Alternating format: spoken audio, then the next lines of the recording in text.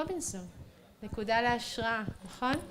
אז אני מזמינה את יעקב שיעלה, כן. כן, עוד מעט יעלה, אני רק אעשה הקדמה קטנה. הרבה פעמים שואלים אותי, נו, איך הוא באמת? אז אתם יודעים, קן רובינסון הוא בעצם הרוקסטאר של העולם, שלנו, של העולם החינוך. לא היה לנו אף פעם רוקסטאר. לא היה לפי דעתי דמות בסגנון של קן רובינסון שהשפיע על העולם החינוך כדמות מרכזית. זה כאילו החיפושיות התאחדו, נכון. ואז, ולשמחתי כי רבה, נוצר מצב אנחנו במערכת יחסים מאוד קרובה ומדברים הרבה, ואז הרבה פעמים החבר'ה אומרים לי, אז איך הוא באמת, יש לו מניירות של רוקסטאר? אז אני יכול להגיד את זה בשקט, ששירלי פה והיא תמיד איתנו בשיחות שאני עושה מהבית, אז האיש הוא מדהים, הוא באמת מנץ', הוא מנץ'. זאת אומרת, אנחנו מתחילים שיחה, הוא ישאל תמיד מה שלום הילדים, מה קורה בבית, מה עשינו, הוא יספר על הילדים שלו, והוא, הייתם אומרים, בטח שיחה עם קן רובינסון, הוא איש נורא נורא נורא לחוץ כמונו, וזה בטח ייגמר ב2.5 דקות, אז זה מתחיל משעה ונגמר בשעתיים, כזה שאנחנו לא יודעים איך השיחה, ויש בו איזשהו אלמנט באמת של אדם, שנגיד אם שירלי הייתה פה במקומי, אז הייתה אומרת, אדם שיודע להקשיב בצורה מדהימה. זאת אומרת, אני חושב שאנשים בסגנון של קן רובינסון, אז אתם אומרים, הוא כל הזמן מדבר, הוא בשידור. לא, הוא בהקשבה מדהימה. ואני חושב שאני התאהבתי בו, שירלי התאהבה בו, ובאמת נוצר מערכת יחסים מאוד מאוד מעניינת. אנחנו נעלה אותו עוד מעט, אני אגיד מוכנים, אז אני רק אגיד עוד דבר קטן, לא, בוא נתחיל, יאללה. מפה אני מדבר? היי, כן.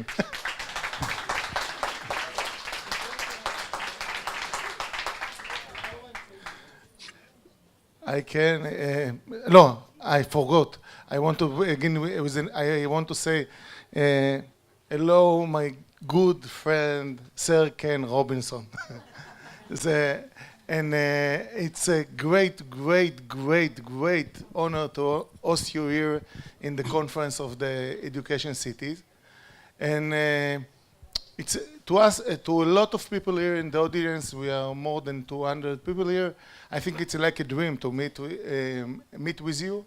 And the question of this conference is very simple. It's to understand what can make the change in the education city, in the education system. And you know, a lot of time we go to conferences and we meet people and everyone talk about the 21st century education system. And I think when you go to the school and go to the classes, you see something completely different. You can see 10% that make a change, but most of the education system is quite far away. And the question that in this conference is trying to understand what we can do today to make a deep, real change in the education system. So, thank you. The stage is you. Thank you, Yakov. Good morning.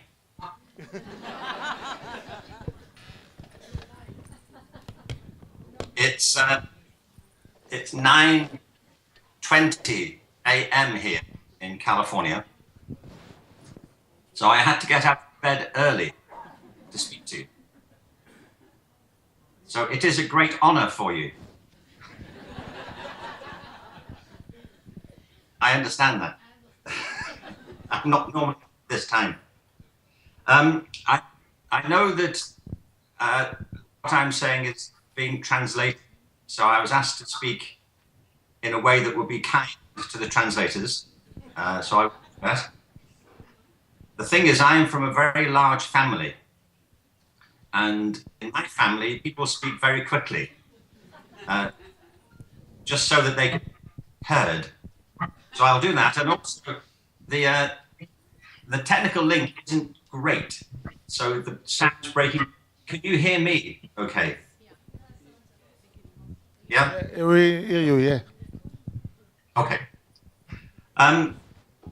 This question of how do you change education is fascinating to me. I'm sure some of you have seen the talks I gave at TED, particularly the one in 2006. I was interviewed recently at a university, and somebody said to me, "You've been trying to change education for a long time, haven't you?" I said, "Yes." And he said, "What must it be now? 8 years?" I said, "Why do you say 8 years?" He said, "Well, since you spoke at TED." And I said, "Yes, I was alive before that." You know, I've been involved in education since I can remember. It's the very first thing I did professionally. So probably over 40 years. I've been working in different settings, trying to get things to change. So I do have a few thoughts on this, which I'd want to share. I wanted first to thank you, though, for the invitation. I greatly value my friendship with Yakov and Shirley, and I do think they're doing fantastic work, which has importance globally and a great resonance. So I'm very pleased to contribute to the conversation today. My work is really based on 3 ideas or 3 propositions.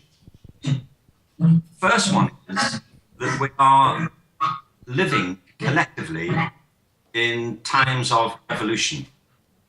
And I mean that globally as well as locally. And I think it's literally true. There are challenges that we face collectively on the earth which are unprecedented. That's the first thing. The second is that if we're to meet these challenges personally and collectively, we have to think differently. We have to think differently about ourselves, about our talents and our abilities and our possibilities. My experience is that most people have very little idea of their real talents and what they're really capable of. And constantly they don't fulfill themselves in the way they could, and our communities don't flourish as they could. And the third proposition is, to do all that, we need to act differently. We have to do things differently, and especially in education. There is at the moment a global reform movement in education. You know, there's always been a reform movement in education. For almost as long as we've had education, people have been trying to reform it.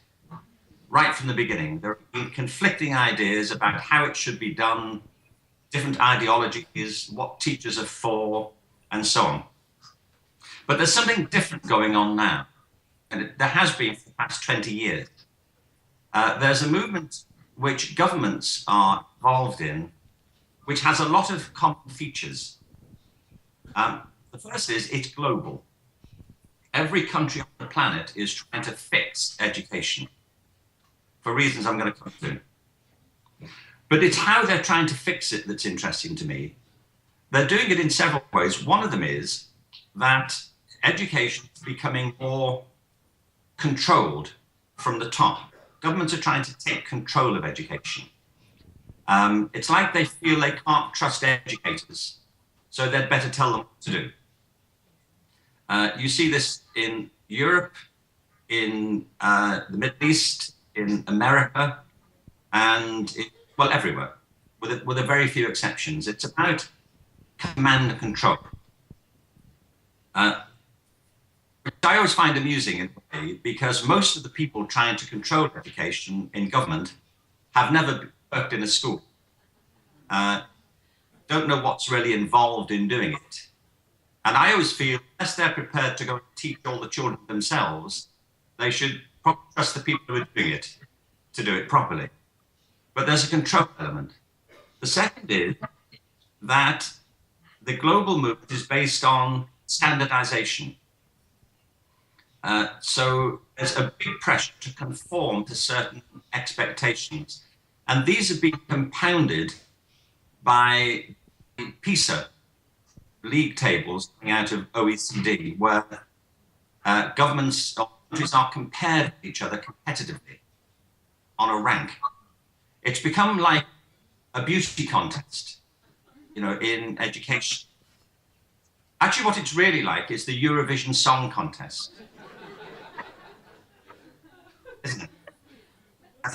And we all know what a great contribution the Eurovision Song Contest has made to the quality of music. So, it's really helped to raise standards, I feel. And the other part is competition. People are being encouraged to compete with each other. So countries are competing, which means that ministers of state are competing. You know, they get these piece tables and they show them to each other like bodybuilders flexing their biceps to indicate the success of their policies. And it means that schools end up competing with each other and teachers end up competing with each other and kids are competing. The thing is, if it worked, probably there isn't much more we could say about it, but it doesn't work. And I'm going to tell you why it doesn't work. Some of the examples are, in many of our countries around the world, there is growing anxiety, stress among students. There's alienation among educators, and often a sense of despair that no matter what they do, they can't get this right. And I don't mean to say, therefore, that it's all terrible, but I think this is totally the wrong strategy for changing education, this command and control mentality. I think we need an entirely different approach, which is what my work has been about, and I know Yakov's work is about. But let me say why I think it's important that we do change education. I don't believe we should leave education the way it is. The four big challenges, I think, for education, and these aren't in order of priority, but the first of them is economic. There is no doubt that a well-educated workforce is the foundation of a successful economy. And one of the reasons why governments are taking control of education is economic. The problem is they're working on an old economic model. You know, the current systems of education were really designed to the needs of the Industrial Revolution. And these days, we need a completely different skill set to meet economic challenges. One of the indications that the current system isn't working, by the way, is that the global reform movement is trying to improve the current system by raising standards. Well, there's a good test of what's working, which is whether the people who really succeed in this system go on to do very well. One of the big parts of the current strategy globally is to get more and more people to go to university. The problem is more and more people who go to university aren't able to find work. There's a growing problem of graduate unemployment. Actually, there's a big problem of youth unemployment around the world. It's at very high levels around the world, despite the reform movement. People are not finding jobs. There's a whole generation of kids who haven't found work, and graduates are finding it a problem to get work too. These are the people who've done well out of the system. So, this is a very different proposition. I was born in 1950, and I know you don't believe that, by the way. No, I felt the gasp, disbelief in the room. But I live in Los Angeles, you know. I've had work done, you know. Oh. When I went to college in 1968, which was a great year to go to college. But when left college, I knew I would get a job because I had a degree. Anybody then of my generation, I'm sure it's true, you know this, if you're baby boomers, for the baby boomers, if you had a college degree, you had a job. No question. It's not true now. In many countries, there are very high levels of graduate unemployment. You may be better with a degree, but it's no guarantee. And the reason is not because there are easier degrees or graduates aren't as clever as they used to be. The problem is that more and more people have got them.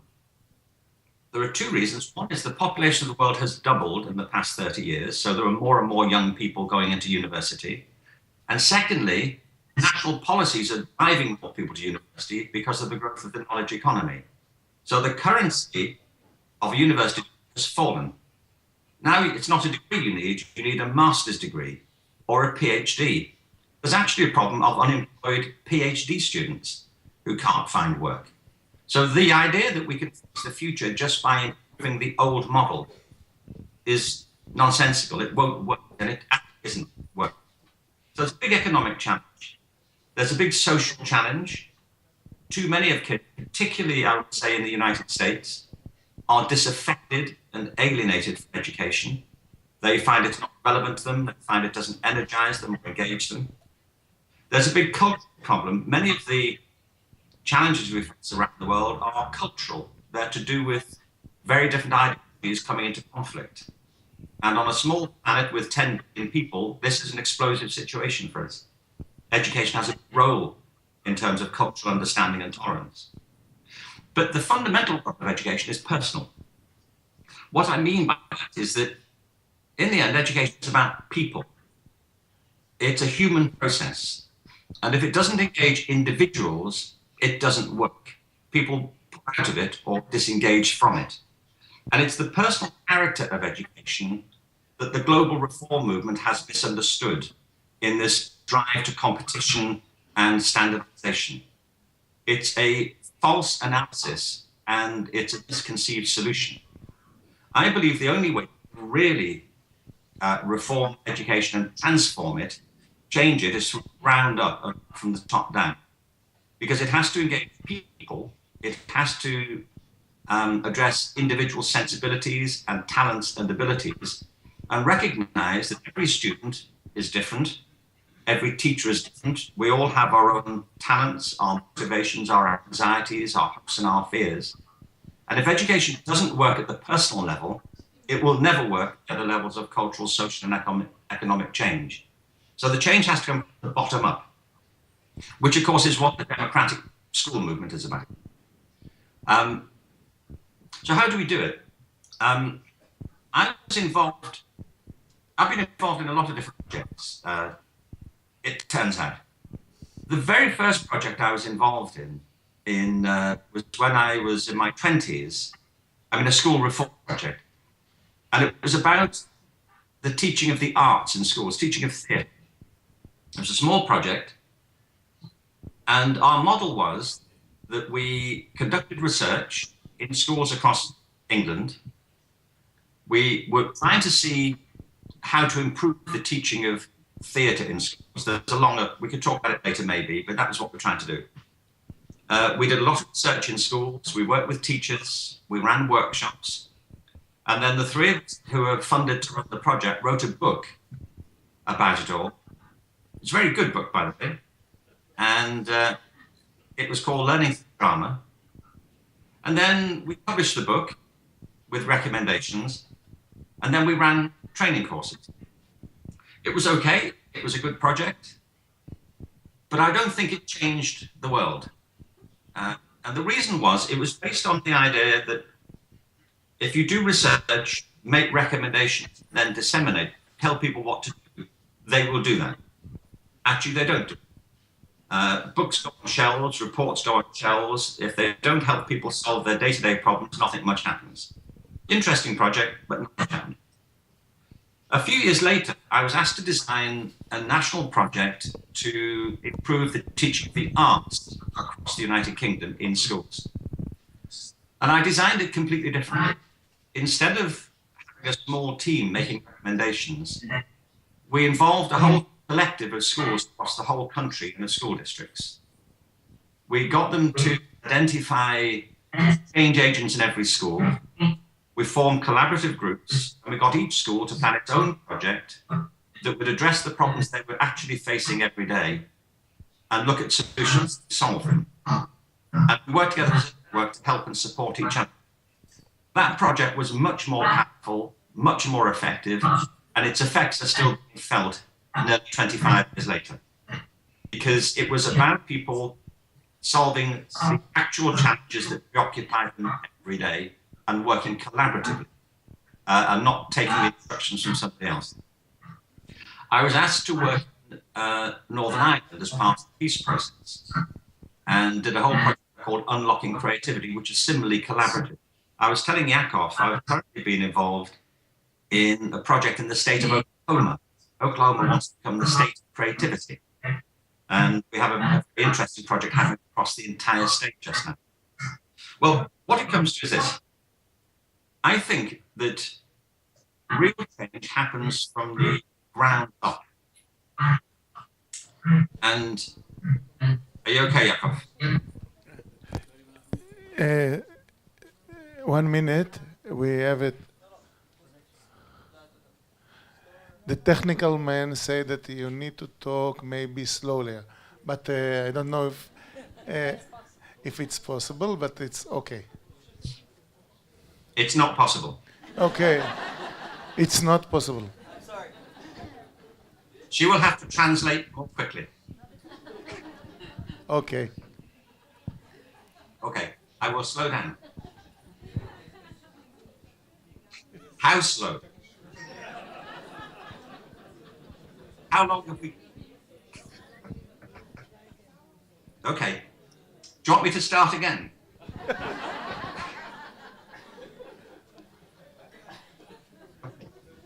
Good morning.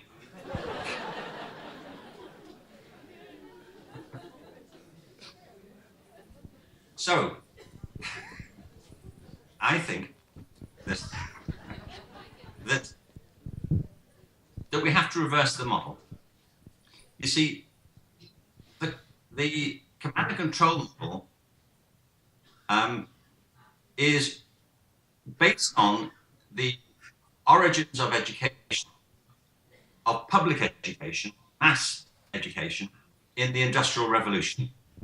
It's worth remembering this, that before the middle of the 19th century, most countries did not have mass systems of public education. They were planned and designed and introduced to meet the needs of the growing industrial economy. And they are like industrial systems. They are based on a factory model where efficiency and standards are main criteria. There are many things that happen in schools that only happen in schools. Like dividing the day in high school into segments of time, each one being allocated to a particular subject. If you were to run a business the way we run schools, you would be bankrupt in a month. You would. You know, if every day, if you had an organization with 2,000 people, and every day, every 40 minutes, they had to stop what they were doing and do something else with another group of people in a different room, and then repeat that 8 times a day, everyone would walk out at the end of the month and you'd be bankrupt. But in schools, we think it's an obvious and sensible thing to do. It isn't. It has nothing to do with learning. It's an efficiency model. You know, the thing is, children learn voraciously. Human beings are learning organisms. I always think, I mean, I've got 2 kids, and I think, you know, we didn't teach our children to speak. You can't. If you've got children, you didn't teach them to speak. You helped them, but you didn't teach them because you couldn't. I mean, they wouldn't have the patience and you wouldn't have the time.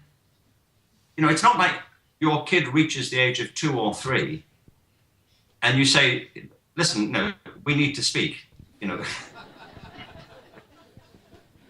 We have to talk, or rather, you do. And you probably noticed that your mother and I have been making these noises for the past couple of years. And you've probably been wondering what they're about. Well, they're all words. So everything around us has a name, and you have to learn what they are. There are 50,000 that you'll be learning this year. And then when you've done that, we'll tell you about verbs, which will help you explain what you're going to do with these things. And then when you've got the understanding of that, we can do tenses, which will help you explain what you might do with them and what you have done with them. And don't worry about the subjunctive, we'll get round to that eventually. You know, that isn't how it works. Kids absorb language through their skin.